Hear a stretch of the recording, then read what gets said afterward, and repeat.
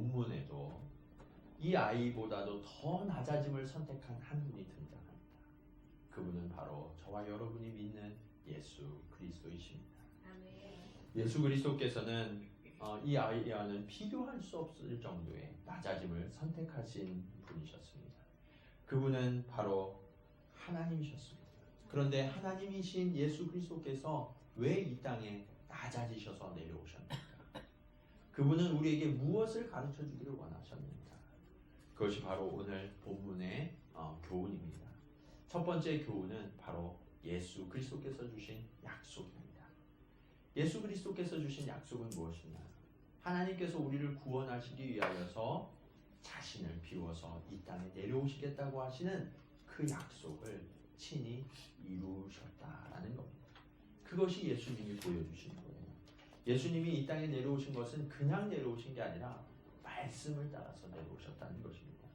성경은 곳곳에서 예수 그리스도께서 이 땅에 내려오실 것이고 이 땅에 내려오심이 말씀을 이루시기 위함임을 증언하고 있습니다. 오늘 본문 1절은 어떻게 이야기합니까? 우리의 전한 것을 누가 믿었느냐라는 구절로 시작합니다. 우리의 전한 것, 바로 하나님께서 주신 말씀, 그 말씀이 우리에게 전해졌다는 거예요. 그 말씀을 누가 믿었느냐? 우리가 그 말씀을 믿고 들을 때에 예수 그리스도를 보게 된다라고 성경은 약속하고 있는 것입니다. 하나님께서 약속하신 그 메시아가 다른 누구가 아니라 바로 예수 그리스도시라는 것입니다. 여러분, 성경을 뭐라고 얘기하냐? 이 창세기부터 말라기까지를 구약이라고 이야기하죠. 그리고 마태복음부터 요한계시록까지를 뭐라고 이야기해요? 신약. 자, 이 약이 뭐예요? 약속이라는 얘기죠. 약속. 성경은 전체가 다 약속의 메시지가 담겨져 있는 글입니다. 어떤 약속이냐? 예수 그리스도에 대한 약속이에요. 구약은 예수님이 이 땅에 처음 오심에 대한 약속을 기록한 책이고, 신약은 오셨던 예수님께서 부활하시고 이제 이후에 다시 오실 것에 대한 약속을 기록한 책이 바로 신약인 것입니다. 그런데 오늘 본문, 이 본문이 구약 전체 중에서 예수 그리스도의 오심과 그 하시는 모든 일들을 가장 정밀하고 상세하게 묘사한 성경입니다. 그래서 구약에 여러 약속들이 있는데, 저는 특별히 이번 사순절 기간을 시작하면서 이사야 53장으로 여러분들과 함께 이 하나님의 약속을 지금 살펴보고 있는 것입니다. 여러분, 이와 같이 복음은 그냥 한번 듣고 스쳐 지나갈 만한 그런 가벼운 이야기가 절대로 아닙니다. 그리고 누가 이런 게 있어, 한번 이거 해보면 좋은 것 같아 라고 이야기하는 그런 좋은 제안 정도에 지나는 이야기가 아니에요. 하나님께서는 인류가 범죄한 이후로부터 우리 인류를 어떻게 하면 그 죄로부터 구원하고 그 죄의 결과인 사망으로부터 건질 것인가, 이거에 대한 대안을 세우시고 약속을 주셨는데, 그 약속이 바로 예수 그리스도다라는 것입니다. 그래서 예수 그리스도께서 이 땅에 오신 것은 다른 이유 때문에 오신 것이 아니라 바로 죽을 수밖에 없는 저와 여러분을 구원하시기 위해서, 그분께서 직접 낮고 낮아지셔서 이 땅에 오셨음을 믿으시기 바랍니다. 아멘. 세상에는 수많은 신화나 여러 가지 이야기들이 있어요. 그러나 그 수많은 신화나 그 여러 가지 이야기들이 주장하는 것과 오늘 성경이 약속하는 것은 너무나 다른 것입니다. 왜냐하면 이 약속을 주신 분이 누구예요? 만물을 지으시고 저와 여러분을 창조하신 하나님 아버지, 하늘에 계신 그 영원하신 왕이 저와 여러분에게 주신 약속이기 때문인 줄 믿으시기 바랍니다. 아멘. 온 우주에서 모든 것이 다 사라져도 결코 변하지 않을 한 가지가 있어요. 그것이 무엇이냐? 바로 언약인 것입니다. 하나님의 말씀이에요. 그래서 주님은 세상의 모든 것이 다 사라질지라도 주의 말씀은 1.1핵이라도 변하지 않을 것이다 라고 약속하시는 것입니다. 그리고 그 약속의 가장 정수가 무엇이냐? 바로 저와 여러분의 구주 되신 예수 그리스도시라는 거예요. 그렇기 때문에 이 예수님은 진리예요. 예수님이 생명의 길인 것입니다. 세상에는 신이라고 많은 사람들이 믿고 있고 또 주장하는 수많은 대상들이 있어요. 그러나 여러분 한번 헤아려 보세요. 세상에 그 어떤 신이, 그 어떤 존재가 그 자리를 다 내려놓고 비우고 인간을 구원하기 위하여서 낮고 낮은 몸을 입고 이 땅에 온 존재가 있습니까? 그 어느 신화에도 그런 존재는 없어요. 바로 하나님만이, 예수 그리스도만이 우리를 위하여서 낮아지셔서 이 땅에 오신 줄로 믿으시기 바랍니다. 아멘. 그렇기 때문에 이 복음은 참으로 가치 있는 복음입니다. 아멘. 그리고 예수님이 오셨을 뿐만 아니라 우리 인류를 위하여 수치와 멸시를 마다하지 않으셨어요. 여러분, 우리 십자가 이 성화, 예수님께서 달리신 성화를 많이 보셨죠? 그 성화에는 아주 얇은 천 한 장이 예수님 위로 가려져 있습니다. 그러나 실제로 예수님 돌아가실 때는 그 천조차도 없었어요. 가장 인간이 당할 수 있는 가장 모멸과 수치를 예수님이 친히 당하셨고, 십자가의 이 형은 인간이 인간에게 줄 수 있는 가장 극심한 고통을 연구해서 고문의 수단으로 만든 것이 십자가거든요. 그 가장 큰 고통을 당하셔서 저와 여러분을 구원하신 분, 그분이 바로 예수 그리스도시라는 것입니다. 아멘. 수많은 신화들은 인간이 바치는 재물만큼만 응답을 해요. 그리고 그 인간들의 행동에 따라서 그 신들의 행동이 바뀌는 것을 우리는 너무나 많이 보아오지 않았습니까? 여러분, 그리스 로마 신화를 어렸을 때 보신 적이 있으시죠? 저도 그리스 로마 신화를 좋아해서 많이 읽곤 했었는데, 거기에 등장하는 수많은 신들이 있죠. 그 신들의 가장 으뜸 신이 누구라고 나오죠? 제우스죠. 제우스. 이 제우스 신과 헤라, 아폴로, 플라톤 여러 신들이 나오는데, 그 신들이 내기를 하고 경주를 좋아해요. 내기하고 경주하는 그 내기에 따라서 그 인간들이 얼마나 시달리는지, 마치 인간들은 그 체스판이나 장기판에 그 알처럼 그냥 신들이 옮기는 대로 옮겨지는 그런 소모품에 지나지 않는 모습을 우리는 그 신화 속에서 보지 않습니까? 수많은 신화들은 인간과 신의 관계를 그렇게 묘사해요. 관심이 없어요. 인간의 구원에 대해서 관심이 없어요. 그러나 하나님은 그렇지 않습니다. 하나님은 언제나 인간을 사랑하시고 가장 주목하여서 바라보고 계세요. 그리고 어떻게 하면 우리를 구원하시고 화평케 하실 수 있을까 하는 그러한 목적을 가지고 그 약속을 이루시기 위하여 지금도 끊임없이 일하시는 분, 그분이 바로 우리의 사랑하는 아버지 하나님이심을 믿으시기 바랍니다. 아멘. 그 하나님께서 약속하신 단 한 번도 그 뜻을 변하신 적이 없으세요.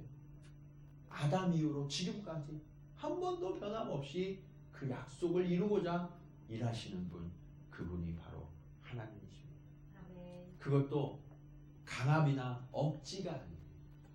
하나님은 충분히 억지로 사람들을 변화시킬 수 있는 분이세요. 그러한 능력이 있고 또 그렇게 하셔도 아무도 뭐라고 할 그런 존재가 없어요. 그럼에도 불구하고 하나님은 끝까지 기다리시고 인내하시면서 우리를 가장 사랑하는 방법으로 기다리시고 초청하시는 것입니다. 그리고 그 사랑의 가장 극단적인 표현을 하셨는데, 그것이 바로 예수 그리스도를 이 땅에 보내주시고 십자가에 달리시게 하신 것입니다. 얼마나 위대한 이야기이고 감동스러운 이야기입니다. 그런데 문제는 우리가 이것을 더 이상 감동스럽게 듣지 않는다. 믿지 않는 사람들은 에이 그런 게 어디 있어 그러면서 감동하지 않아요. 믿은 사람들은 너무나 많이 들어서 이제는 더 이상 그게 감동이 안 되는 이야기로 우리가 받아들이고 있습니다. 마치 예수님께서 이 땅에 오셨을 때의 모습과 같아요. 예수님이 이 땅에 오셨을 때 오늘 본문 2절은 어떻게 이야기하고 있습니까? 우리 같이 한번 읽겠습니다. 2절 시작. 그는 주 앞에서 자라나기를 연한 순 같고 마른 땅에서 나온 뿌리 같아서 고운 모양도 없고 풍채도 없은즉 우리가 보기에 흠모할 만한 아름다운 것이 없다. 여러분 어떻게 말씀하고 계세요? 예수님이 오실 때 흠모할 만한 아름다운 모양이 하나도 없이 오셨어요. 그래서 사람들은 그 예수님을 알지 못했어요. 깨닫지 못했어요. 왜냐하면 사람들이 생각하는 예수님은 너무나 고결하고 영광스럽고 신비한 존재, 그렇게만 생각을 하는데 그 하나님께서 예수님의 모습으로 오셨을 때에는 흠모할 모양도 없고 풍채도 없이 그렇게 오셨다. 그래서 사람들은 예수님을 어떻게 대우했느냐? 3절에 보시면 멸시를 주고 그리고 질고를 주고 수치를 주고 슬픔을 주고 한 것이 인간의 모습이었다라고 성경은 기록하고 있습니다. 지금 저와 여러분이 그런 것 같아요. 우리가 예수님을 믿는다고 하지만 이제 그 예수님이 내가 너를 위하여 십자가를 졌어. 그러면 사람들이 뭐라고 이야기하냐면 그래서요 주님, 그거 우리 다 아는 얘기인데요. 그럼 그 다음에 또 뭘 해주실 건데요? 이러한 태도로 우리가 그 주님을 바라보고 있는 것은 아닌지. 예수님은 물과 피를 쏟으셔서 모든 것을 다 내어주셨는데 우리는 주님 뭐 더 주실 거 없어요? 이러한 태도로 주님을 바라보고 있는 것은 아닙니다. 우리 자신을 한번 돌아보아야 한다는 것입니다. 여러분, 그 주님은 우리에게 그런 취급을 받으실 만한 분이라고 했습니다. 요한복음 1장 14절은 이렇게 말씀하십니다. 말씀이 육신이 되어 우리 가운데 거하심에 우리가 그의 영광을 보니 아버지의 독생자의 영광이요 은혜와 진리가 충만하다. 여러분, 믿는 자들의 주님을 향한 시선은 어떻게 되어야 되냐? 예수님을 딱 보니까 너무나 영광스러워요. 그래서 은혜와 진리가 충만한 그 주님을 목도하고 그 앞에 엎드리는 것이 믿는 자들의 반응이 되어야 된다. 그런데 우리가 그 주님을 지금 어떻게 고백하고 있나요? 여러분, 오늘 주님 앞에 나올 때 어떠한 마음으로 주님 앞에 오셨나요? 여기에 말씀하시는 것처럼 아버지의 독생자의 영광과 그 은혜와 진리가 충만하겠구나 하고 하는 기대와 소망을 가지고 나오셨습니까? 아멘. 네, 아멘. 너무 감사해요. 그런데 대부분의 크리스찬들이 그런 기대조차도 갖지 못하고 나오는 경우들이 너무나 많이 있습니다. 주님은 약속을 따라서 그 위대하신 하늘 보좌를 다 비우시고 이 땅에 오신 분이십니다. 그리고 그 주님께서 지금 이 자리에 저와 여러분과 함께 와 계세요. 그것만으로 우리는 너무나 감격스럽고 우리가 충만해져야 하는 것입니다. 그 하나님의 약속을 신뢰하세요. 그 하나님이 지금도 우리와 함께하고 계시고 훗날 저와 여러분의 이름을 부르시며 다시 오실 것을 확신하시기 바랍니다. 아멘. 그러므로 저와 여러분의 삶의 태도는 달라져야 돼요. 믿음을 온전히 갖고 그리고 그 믿음을 따르는 사람들의 태도는 완전히 다른 것입니다. 세상 사람들과 구별되어야 되는 이유가 바로 거기에 있어요. 우리는 약속을 소유한 자들이기 때문에. 환경에 따라서 우리는 넘어지거나 달라지지 않아요. 그 주님께서 저와 여러분을 붙드시고 어떠한 상황 가운데에도 여러분의 이름을 부르시고 구원하실 것을 믿는 저와 여러분이 되시기를 주님의 이름으로 간절히 축원합니다. 아멘. 아멘. 그 예수 그리스도는 어떤 분이십니까? 그 예수 그리스도를 알기 위해서는 그 예수님의 사명을 이해해야 돼요. 그것이 오늘 본문의 두 번째 교훈입니다. 그 예수님의 사명은 아주 좀 특별한 사명을 갖고 오셨어요. 여러분, 세상 사람들은 사명하면 어떻게 이야기하냐면 그래도 그 사명을 이루면 뭔가 나에게 좋은 것이 오겠지. 부가 오고 명예가 오고 권력이 오고 건강이 오고 이런 것들을 생각하면서 우리는 그 사명을 수행합니다. 그 어려움들을 견디면서 인내를 해요. 그러나 예수님이 이 땅에 오실 때부터 예수님께 부여된 사명은 그것과는 완전 정반대의 사명이었어요. 예수님이 이 땅에 오신 목적에 대해서 오늘 본문 6절 하반절은 이렇게 이야기하고 있습니다. 우리 모두의 죄악을 그에게 어떻게 하셨도다? 담당시키셨도다. 무엇을 담당시키셨다고요? 죄악을. 누구의 죄악을? 우리 모두의 죄악을 주님께서 담당하시겠다라는 것이 주님의 사명이요 목적이었다는 거예요. 그러니까 주님은 오실 때부터 고통을 당하시기 위해서 오셨다라는 겁니다. 여러분, 죄를 지면 무엇을 받게 되죠? 예, 벌을 받게 되는 게 당연한. 하나님도 공의 하나님이시기 때문에 인간의 죄에 대해서는 징계하십니다. 그래서 인간은 그 징계로 말미암아 죽을 수밖에 없는 존재였어요. 그 죽음이 모두에게 예정되어 있었다고요. 그런데 예수님께서 그 죽음으로부터 저와 여러분을 구원하시기 위하여서, 대신 벌받기 위하여서 이 땅에 오신 것입니다. 이것이 바로 주님이 오신 목적과 사명이라는 거예요. 어떻게 우리가 그 주님께 감사하지 않을 수 있겠습니까?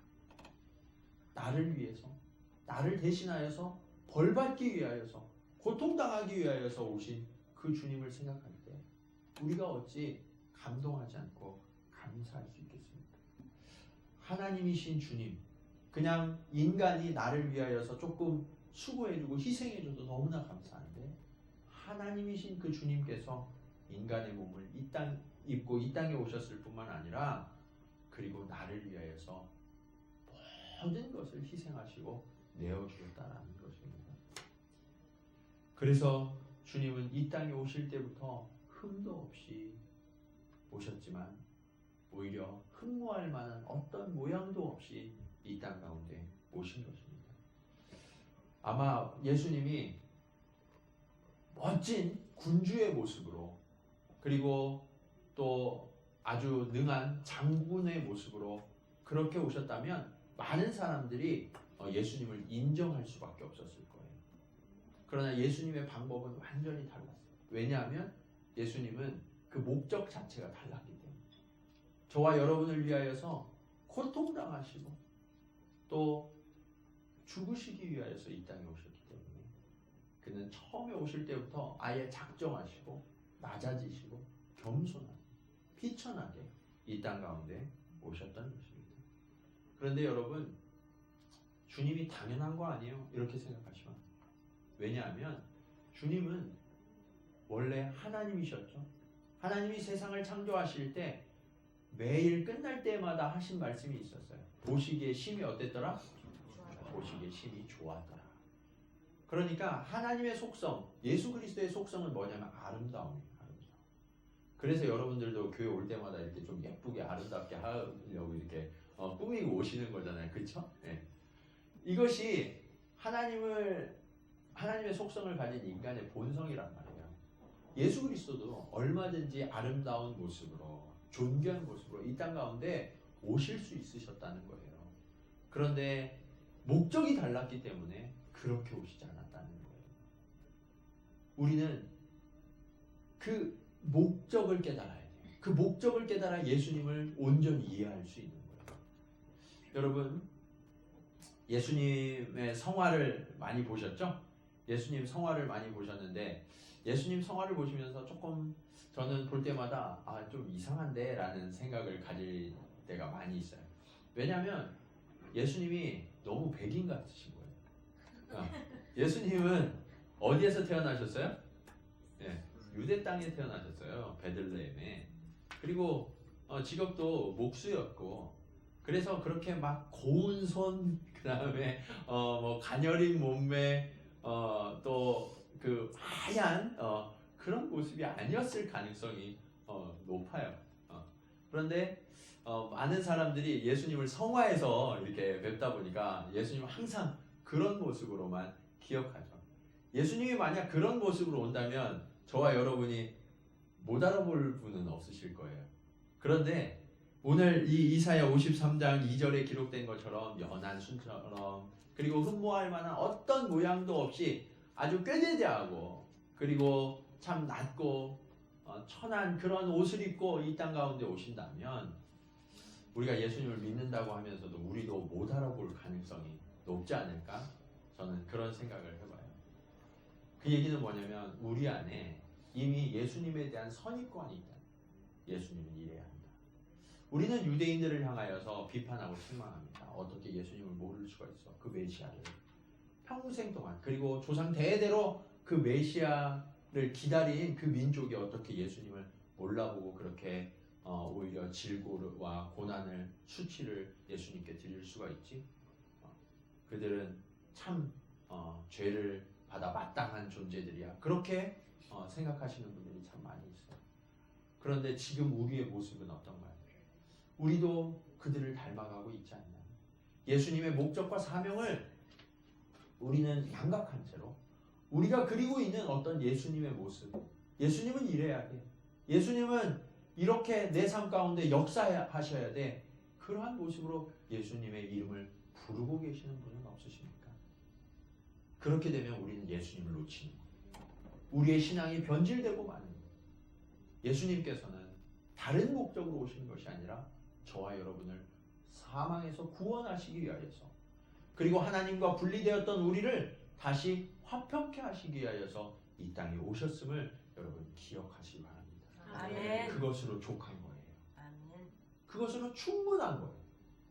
그리고 우리는 그 주님께 감사를 드립니다. 이것이 저와 여러분의 마땅한 고백이 되어야 하지 않겠습니까? 아멘. 주님의 그 희생과 그 죽으심은 그 어떤 것으로도 대체할 수 없어요. 여러분, 생명과 무엇을 바꿀 수 있겠습니까? 제가 몇 주 전에 그 터키 궁전에 있는 그 보석들 이야기를 한번 드린 적이 있어요. 거기에 가면 이 주먹만한 다이아몬드, 그 다음에 루비, 사파이어들이 막 바구니에 담겨 있어요. 그러다 보니까 이게 진짜 맞아? 이게 귀한 거 맞아? 이런 생각이 들거든요. 근데 여러분, 누가 여러분에게 그 다이아몬드 이만한 거를 하나 여러분들에게 줬어요. 그러면 그거를 다른 거하고 바꾸겠어요? 안 바꾸겠어요? 절대 안 바꾸죠. 네, 절대 안 바꿔요. 네. 그런데 바꿀 만한 게 한 가지 딱 있어요. 그게 뭐냐면 생명이에요. 생명이 경각에 달리면 그 다이아몬드, 루비, 사파이어를 주고라도 바꿉니까? 안 바꿉니까? 바꾸죠. 당연히 바꾸죠. 여러분, 바로 예수님께서 저와 여러분에게 주신 것은 그 무엇과도 바꿀 수 없는 생명에 관한 이야기. 그리고 이 생명은 이 땅에서 살아가는 안개와 같은 잠깐 있다가 사라지는 그런 생명의 이야기가 아니라는 것. 그것이 바로 오늘 말씀의 마지막 교훈입니다. 주님은 저와 여러분에게 이 고통과 십자가의 수치를 통해서 선물을 주셨어요. 선물. 자, 그런데 이 선물이 무엇이냐? 바로 이 영원한 생명이에요. 영원한 생명. 저와 여러분이 그 선물을 받으신 존재가 되었다는 거예요. 예수 그리스도를 영접하기만 하면 우리는 이미 그 선물을 받은 자가 되었다. 주님이 이미 그것을 다 이루어 놓으셨기 때문에 예수 그리스도의 희생, 그것에 덧붙일 그 어느 것도 없어요. 이미 그것으로 충분해진 거예요. 그렇기 때문에 여러분, 내가 조금 더 선해져야 되지, 내가 조금 더 착한 일을 하고 뭔가 공로를 쌓으면 구원받을 만하지 않을까, 그런 생각을 하신다면 예수님의 희생을 헛되게 만듭니다. 예수님의 희생으로 충분하신 줄로 믿으시기 바랍니다. 아멘. 그리고 우리는 그 희생에 감사해서 그것을 믿고 받아들이기만 하는 거예요. 그러면 저와 여러분은 이미 영원한 생명을 소유한 존재가 되는 거예요. 아멘. 오늘 5절 말씀을 우리 한번 같이 읽겠습니다. 5절 말씀. 자, 시작. 그가 찔림은 우리의 허물 때문이요 그가 상함은 우리의 죄악 때문이라. 그가 징계를 받음으로 우리는 평화를 누리고 그가 채찍에 맞음으로 우리는 나음을 받았도다. 아멘. 우리의 허물과 죄악이 누구 때문에 나음을 입었다고요? 예수 그리스도 때문에 나음을 입었도다라고 확증하고 계세요. 여러분, 이 이사야 선지자는요, 이 오늘 본문이 이사야 선지자가 기록한 글인데, 이사야 선지자는 예수님이 오시기 전 약 700년여간에 활동했던 선지자예요. 하나님께서 이사야 선지자를 통하여서 그때 이미 예수님이 이러한 생애를 살다가 우리를 위하여 십자가에 못 박혀 돌아가실 것이다 라는 것을 확증해 주셨어요.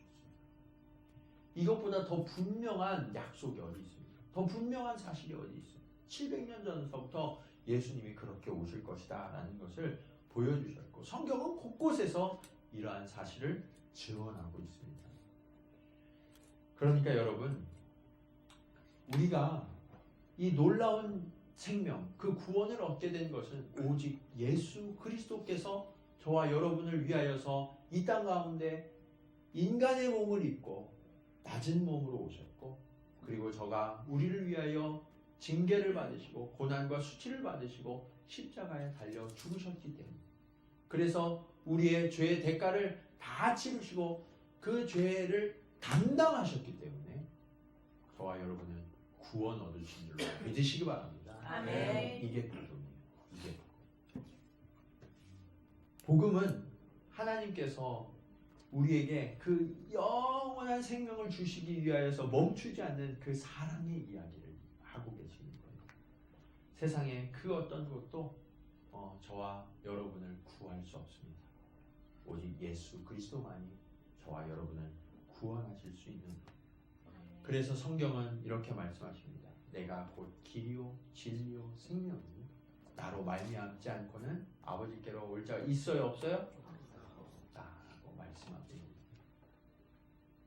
세상 사람들은 이것에 대해서 날카롭게 비판합니다. 그런 게 어디 있어? 왜 기독교인들은 그렇게 독선적이고 아집이야라고 그렇게 공격하는 도구로 삼습니다. 그러나 여러분, 그렇기 때문에 성경이 유일한 진리라는 거예요. 다른 데에는 길이 없다는 거예요. 왜 그래요? 하늘의 주인이신 하나님께서 주인이 유일한 길을 내셨다는 거예요. 그거 외에는 다른 길을 결코 주신 적이 없다는 거예요. 그렇기 때문에 우리는 그 예수 그리스도를 믿고 따라야 하는 것입니다. 아멘. 사랑하는 여러분, 오늘 이 선물을 여러분의 마음속에 깊이 받아보시지 않으시겠습니까? 아멘. 어떤 분들은 예수님을 믿지 못하는 채로 교회 다니시는 분들이 사실 참 많아요. 우리 교회는 어떤지 모르겠는데 한국 그리스도인들 전체를 보면 많은 분들이 교회는 다니지만 예수님을 제대로 영접한 경험이 없는 분들이 참 많이 있습니다. 그렇기 때문에 그들의 삶은 변하지 않아요. 아무리 은혜로운 말씀을 들어도 그렇구나 하고 들을 뿐, 고개를 끄덕일 뿐 그들의 삶까지 이어지지 않습니다. 오늘 예수님은 낮아지셨어요. 그래서 그 예수님을 믿는 사람들은 우리도 낮아짐을 선택해요. 예수님은 희생하셨어요. 그 예수님을 믿고 따르는 자들은 희생을 선택해야 돼요. 그런데 많은 그리스도인들이 여전히 어떤 길을 선택하느냐? 높아지기. 자기 이름을 드러내려고 그래요. 자기를 주장하려고 그래요. 자랑하려고 그래요. 예수님과 정반대의 길을 걷고 있습니다. 저 자신을 한번 말씀을 준비하면서 돌아봤어요. 저 자신도 그렇더라고요.